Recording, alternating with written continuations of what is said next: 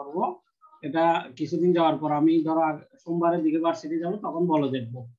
আচ্ছা, এখন আজকে হচ্ছে আমাদের ফোর্থ চ্যাপ্টারটা আমরা পড়বো। আমাদের ফাইনালের জন্য 5টা চ্যাপ্টার আছে। এই 5টা চ্যাপ্টারের মধ্যে প্রথম 2টা চ্যাপ্টার হচ্ছে এ পার্ট, পরের 3টা চ্যাপ্টার হচ্ছে বি পার্ট। তো চ্যাপ্টার 4টার নাম হচ্ছে correlation theory and regression analysis. Chapter 5 এর নাম হচ্ছে ফান্ডামেন্টালস অফ প্রবাবিলিটি। চ্যাপ্টার 6 এর নাম হচ্ছে random variable and mathematical expectation. Chapter 7 এর নাম হচ্ছে আমাদের প্রবাবিলিটি ডিস্ট্রিবিউশন এবং চ্যাপ্টার 8 এর নাম হচ্ছে হাইপোথিসিস এন্ড এস্টিমেশন। তা আমি তোমাদের আজকে চ্যাপ্টার 4 নিয়ে আলোচনা করব। এটা খুবই মজাদার একটা চ্যাপ্টার এবং এই চ্যাপ্টারটা তোমাদের ভবিষ্যতে রিসার্চ স্টাডির জন্য খুব বেশি কাজে লাগবে। আমাদের আগের 3টা চ্যাপ্টারকে আমরা একত্রে ডেসক্রিপটিভ স্ট্যাটিস্টিক্স বলি। এগুলো অনেকটা অ্যানালাইটিক্যাল স্ট্যাটিস্টিক্স, গবেষণাধর্মী কাজ আর কি।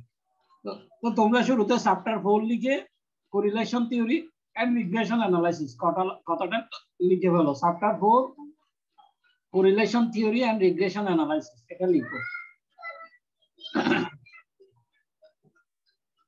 সবাই খাতার মধ্যে লিখো chapter 4 correlation theory and regression analysis, খাতার মধ্যে লিখো।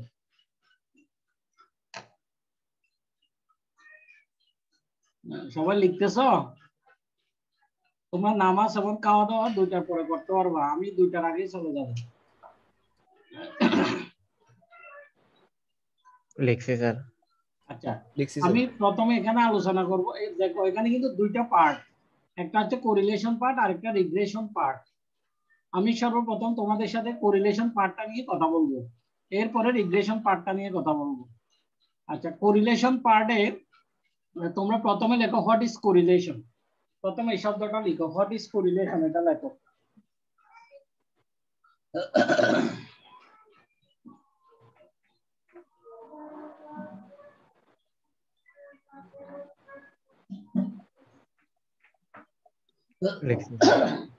আচ্ছা, আমি যদি তোমাদেরকে বলি কোরিলেশনের মধ্যে একটা শব্দ আছে রিলেশন। রিলেশন মানে সম্পর্ক। তা আমরা সম্পর্কটা কি? সম্পর্কটা কখনো একটা ভেরিয়েবলের মধ্যে হবে না, একের অধিক ভেরিয়েবলের মধ্যে হবে। তাহলে আমরা কোরিলেশন বুঝবো, কোরিলেশন মানে relationship between two or more variable. Correlation মানে হচ্ছে relationship between two or more variable.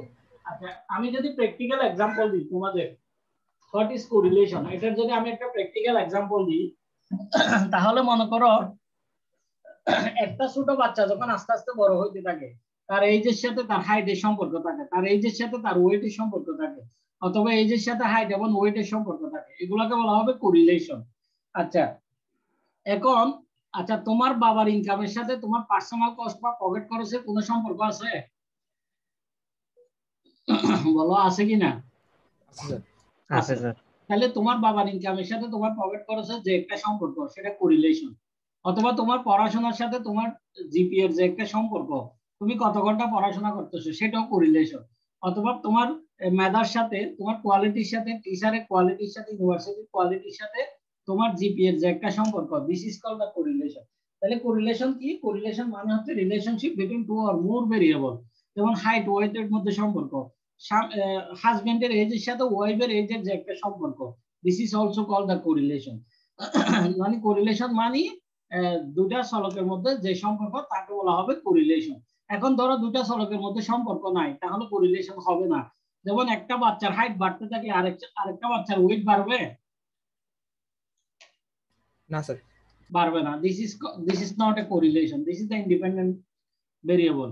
তাহলে দুটা চলক যদি ইন্ডিপেন্ডেন্ট ভেরিয়েবল হয়, তাদের কোরিলেশনটা জিরো হবে, কোনো কোরিলেশন হবে না। আচ্ছা, তাহলে আমি তোমাদেরকে কি কোরিলেশন বুঝাইতে পারছি? Yes sir. আচ্ছা, এখন আমি তোমাদেরকে কোরিলেশন কোএফিসিয়েন্ট সম্পর্কে একটু কথা বলবো। কোরিলেশন কোএফিসিয়েন্ট, আচ্ছা তোমরা একটু লেখো খাতার মধ্যে কোরিলেশন কোএফিসিয়েন্ট লেখো।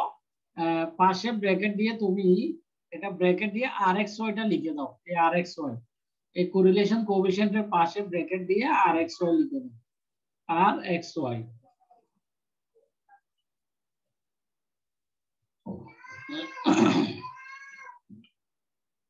আচ্ছা আমি যদি বলি এখানে আর মানে হচ্ছে কোরিলেশন, আর মানে কি বলছি বলতো? Correlation coefficient. আর xy মানে দুটো চলকের মধ্যে, আর কে বলা হয় কোরিলেশন কোএফিসিয়েন্ট, xy মানে দুটি চলকের মধ্যে। মানে দুটি চলকের মধ্যে যে কোরিলেশন সেটাই কোরিলেশন কোএফিশিয়েন্ট। মোট কথা কোরিলেশন একটা তাত্ত্বিক ধারণা, কোরিলেশন একটা থিওরিটিক্যাল কনসেপ্ট, কিন্তু কোরিলেশন কোএফিশিয়েন্ট একটা ম্যাথমেটিক্যাল কনসেপ্ট, গাণিতিক পরিমাপ। এখন এই গাণিতিক পরিমাপটা এমনি করা যাবে না, এটা সূত্র দিয়ে করতে হবে, গাণিতিক সূত্র দিয়ে করতে হবে। এই গাণিতিক সূত্র দিয়ে করার জন্য আমরা এটাকে মানে একটা গাণিতিক সূত্র লিখবো। লেখো, আমি এর পরের পৃষ্ঠায় যাচ্ছি। দেখো, কোরিলেশন কোএফিশিয়েন্ট কে rxy দ্বারা ডিনোটেট করা হয়। এই গাণিতিক সূত্রের জন্য আমাদের দুইটা সূত্র আছে, একটা হচ্ছে rxy 1 নম্বর সূত্র, আর একটা হচ্ছে 2 নম্বর সূত্র। তোমরা দেখতেছো দুইটা সূত্র, খেয়াল করতেছো? হ্যাঁ স্যার। আচ্ছা, আমাদের টেবলের নিচে, আমাদের স্লাইডের নিচে যে সূত্রটা আছে আমরা সেটা ইউজ করব, উপরেরটা আমাদের লাগবে না। তো তোমরা এখন খাতার মধ্যে লিখে রাখো, কোরিলেশন কোএফিশিয়েন্টটা লিখছো, এখন ব্র্যাকেটে rxy দিয়ে এটা লিখে হলো, rxy দিয়ে এই সূত্রটা লিখে হলো, এখানে শুধু আর দিও না, rxy দাও। স্যার সূত্র তো দেখা যাচ্ছে না স্যার। নেক্সট স্লাইডে মনে হয়। ও, তোমরা সূত্র দেখতেছো না? নেক্সট স্লাইডে মনে হয় না স্যার। স্যার। ও, দেখতেছো না, যে কারণ আছে, আমি করছি তো কারণে। ধরো, এটা না দেখার তো কোনো কথা না। আচ্ছা, এখন দেখা যাচ্ছে কিনা দেখো তো। জি হ্যাঁ স্যার। স্যার, স্যার এখন এখন দেখা দেখা যাচ্ছে। যাচ্ছে। আচ্ছা, তাহলে এটা হচ্ছে কোরিলেশনের সূত্র, কেমন? কোরিলেশন কোএফিশিয়েন্টের সূত্র। তোমরা এই সূত্রটা লিখে নাও, এটাকে লিখবা rxy। তাহলে rxy equal to n into summation xy minus summation x summation y, root over n into summation x square minus summation x whole square, n into summation y square minus summation y whole square। তোমরা এগুলো লিখে নাও।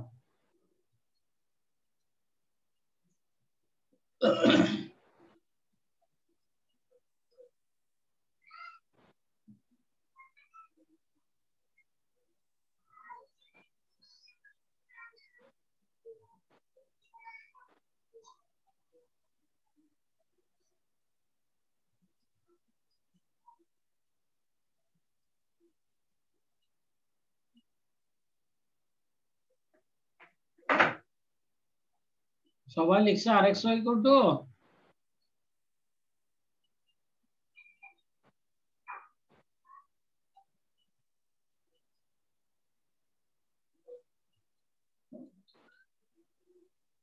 লিখছি sir. আচ্ছা, এবার একটু তোমরা খেয়াল করো। তাহলে এই যে সূত্রটা তোমরা দেখতেছো, এটা হচ্ছে কোরিলেশন পরিমাপ করার সূত্র।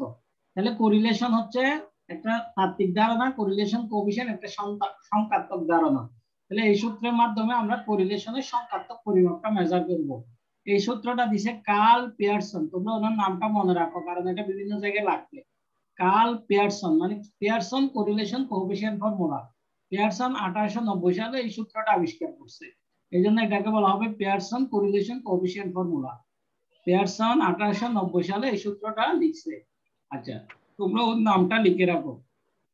তাহলে এই যে সূত্রটা তোমরা এখন দেখতেছো, এটা তোমাদের আমি একটা ম্যাথ করে বুঝাবো, না হলে সূত্রটা বুঝবে না। আমি একটা ম্যাথ করে এই সূত্রটা তোমাদের দেখা দিচ্ছি। দেখো, তোমরা সবাই প্রশ্নটা লিখো। লেখো, সবাই একটা প্রশ্ন লিখো, প্রবলেম লেখো, প্রবলেম 1। সবাই প্রবলেম 1 লিখো, প্রবলেম 1। প্রবলেম 1 লিখছো সবাই?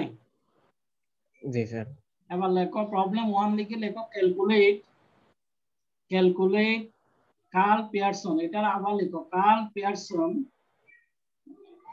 ক্যালকুলেট, এখান থেকে দেখে দেখে লিখো, calculate Karl Pearson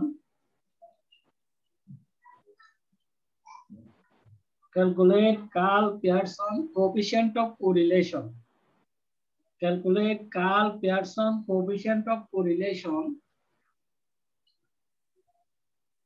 Karl Pearson coefficient of correlation from the following data. Calculate Karl Pearson coefficient of correlation from the following data. Data না আমি তোমাদের দিচ্ছি। Calculate Karl Pearson coefficient of correlation from the following data. আচ্ছা, তোমরা টেবলের পাশে জায়গা রাখবা, এরকম একটা টেবল আঁকো সবাই, টেবলের পাশে জায়গা রাখবা। এখানে আমি দেখো প্রথমে ওয়েট আছে, পরে এইজ আছে। আমি প্রথমে এক্সটা আগে লিখতেছি, এক্সটা আগে লিখবো, ওয়াইটা পরে লিখবো, ঠিক আছে? এখানে এক্স এর ভ্যালু গুলো লিখো 7, 6 8 এক্স এর ভ্যালুগুলো লিখে হলো সবাই 7 6 8 5 6 9 লিখো 5 6 9 এরপর এখানে y এর ভ্যালুগুলো লিখো পাশে জায়গা রাখবা y এর ভ্যালুগুলো লিখো 12 8 আবার 12 10 11 এরপরে 13 এই ভ্যালুগুলো সবাই লিখো তারপর এখানে লিখো এরপর কলাম আচ্ছা পরে কলাম পরে দিব তোমরা আগে এগুলো লিখে বলো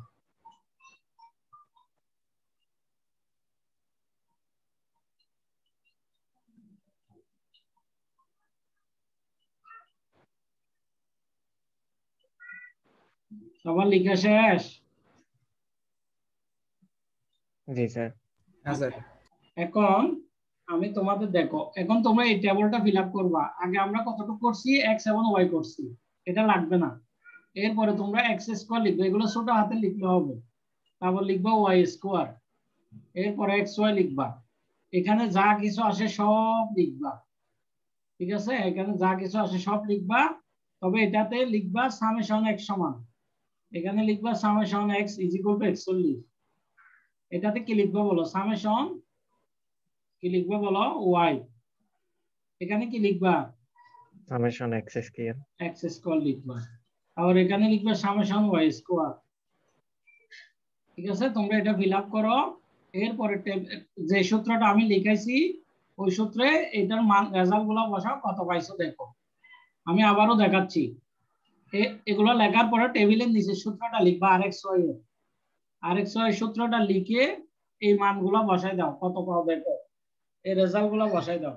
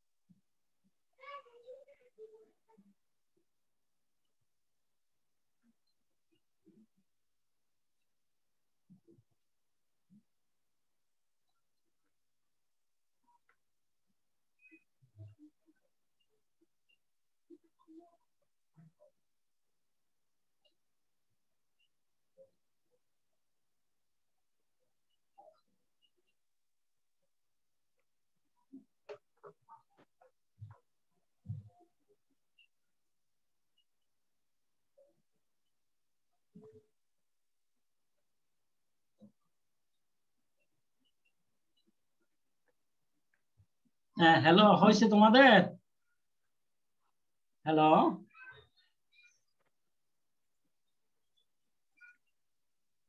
জি স্যার। তোমাদের হয়েছে কত আসছে রেজাল্ট? আর এর মান কত পাইছো?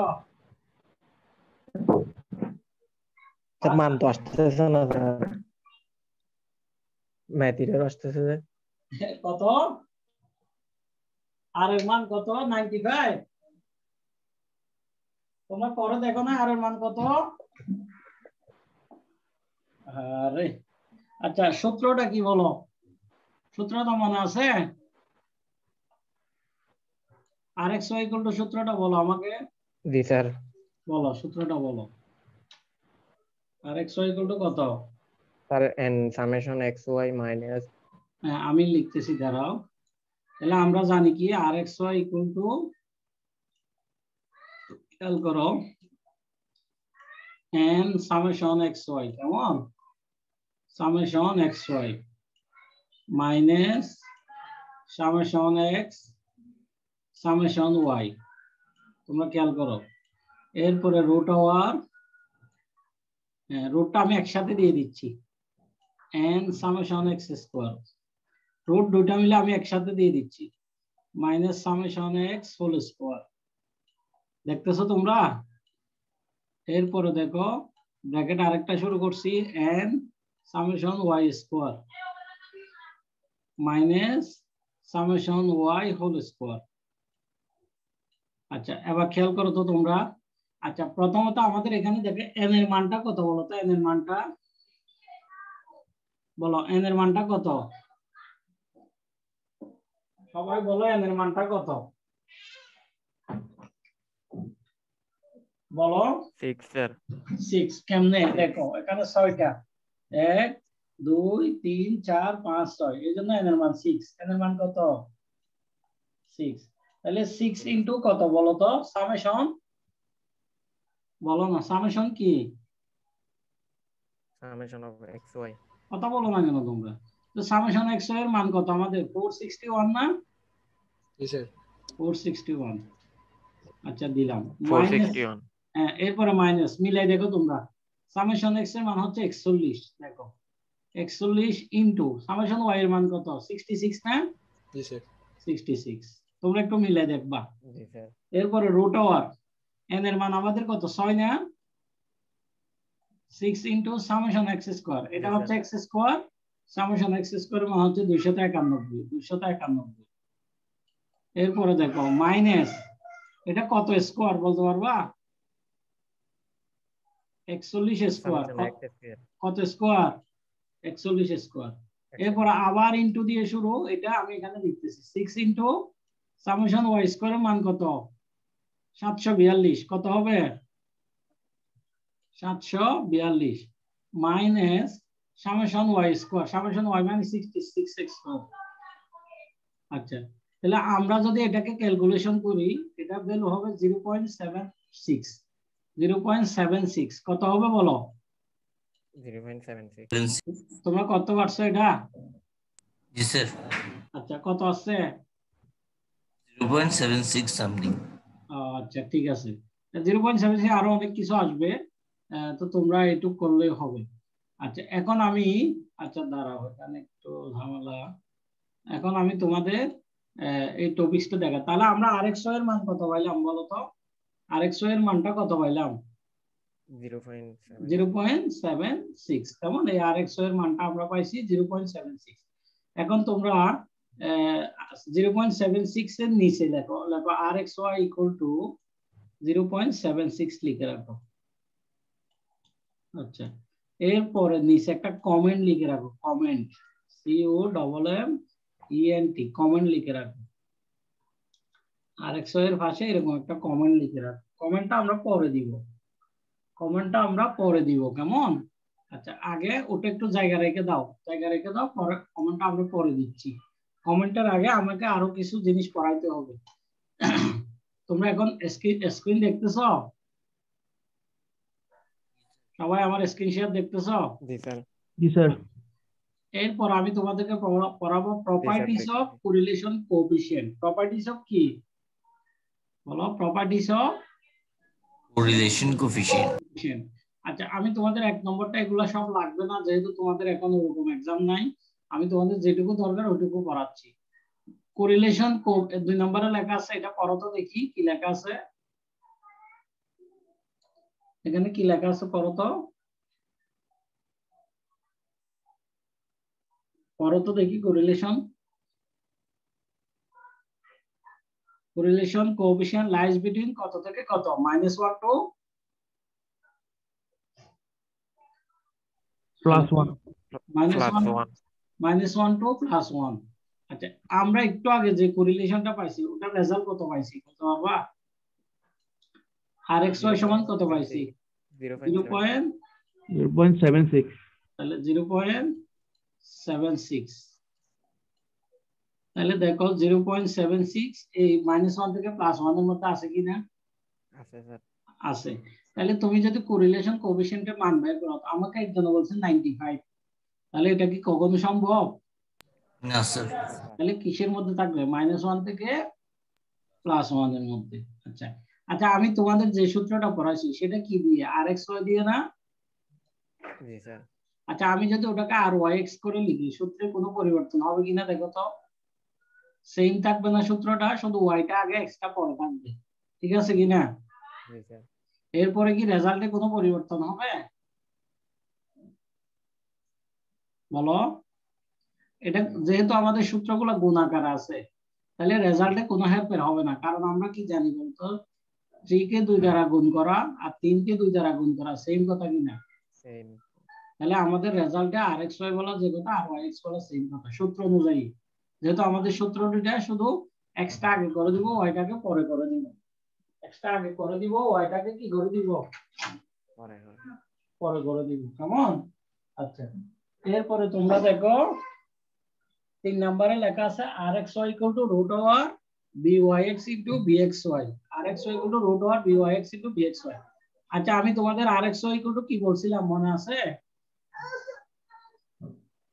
rxy কি বলছিলাম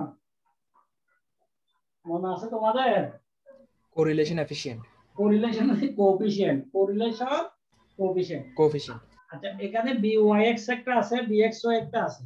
byx এবং bxy মানে হচ্ছে রিগ্রেশন কোএফিশিয়েন্ট। কি কোএফিশিয়েন্ট বলো তো? Regression coefficient. এটা আমি তোমাদের পরের সপ্তাহে পড়াবো, 7 নম্বরটা তোমাদের এখন লাগবে না। 5 নম্বরটা বলো, 5 নম্বরটা কি বলছি বলো? 5 নম্বরটা বলো তো, 5 নম্বরটা কি বলছি? For two independent variable, For two independent variable, correlation coefficient is 0. এটা বুঝছো তোমরা? দুইটা ইন্ডিপেন্ডেন্ট ভেরিয়েবল, দুটা স্বাধীন চলকের জন্য কোরিলেশন এফিশিয়েন্ট 0 হবে। এটা মানে বুঝো কিনা দেখো তো, এটা মানে বুঝো কিনা তোমরা দেখো তো। এটা দুটা চলক যদি স্বাধীন চলক হয়, তাহলে তাদের কোরিলেশন কত হবে? 0 হবে। 0 হবে। এটা কি বোঝা যাচ্ছে? বলো, এটা কি বোঝা যাচ্ছে? আচ্ছা, দুইটা স্বাধীন চলক মানে দুইটা চলকের মধ্যে কোনরূপ সম্পর্ক নাই। দুইটা চলকের মধ্যে কোনরূপ কি নাই? সম্পর্ক নাই। আমি তোমাদের শুরুতেই বলছি। আচ্ছা, একটা বাচ্চার এইজ বাড়লে আরেকটা বাচ্চার হাইট বাড়বে? না স্যার। তাহলে এটা কি? এটা হচ্ছে দুইটা স্বাধীন চলক। তাদের কোরিলেশন কত? 0। নর্থ সাউথের একটা ছেলে পড়াশোনা করলে তোমাদের জিপিএ বাড়বে? না। বাংলাদেশে বন্যা হলে ভিয়েতনামের ধানের উৎপাদনে কোনো ক্ষতি হবে? না। বাংলাদেশ খারাপ খেললে শ্রীলঙ্কা হারবে? না। তাহলে কি, দুইটা চলক যদি স্বাধীন হয় তাদের কোরিলেশন কত? 0 হবে। আচ্ছা, এরপরে তোমাদের লাস্টে আমি একটা কথা লিখছি, দেখো, it is always unit free. এটা একক মুক্ত। একক মুক্ত মানে বুঝো, এখানে কোনো একক নাই। কেন নাই বলতে পারবা? স্যার কোএফিশিয়েন্ট এটা না, উপরে নিচে, সূত্রে উপরে নিচে কাটা যায় আর কি। সূত্র উপরে নিচে কি হয়ে যাচ্ছে?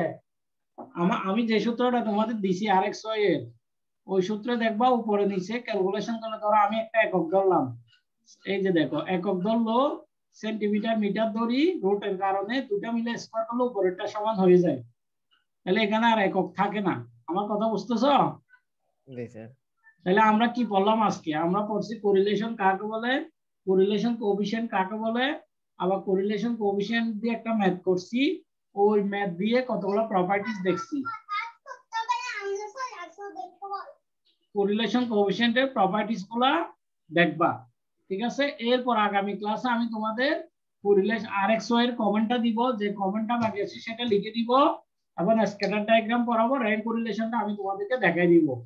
আমি সম্ভব হলে তোমাদের একটা, যদি তোমরা সময় দাও, একটা এক্সট্রা ক্লাস নিয়ে আমি ফিল আপ করবো। বুঝতে পারছো? জি স্যার। আচ্ছা, আজকে তোমরা একটু কষ্ট করে চলে যাও, এখন খাওয়া দাওয়া করো, নামাজ দোয়া করো আর কি, ঠিক আছে? ভালো থাকবা। Okay sir. আসসালামু আলাইকুম। ওয়ালাইকুম আসসালাম।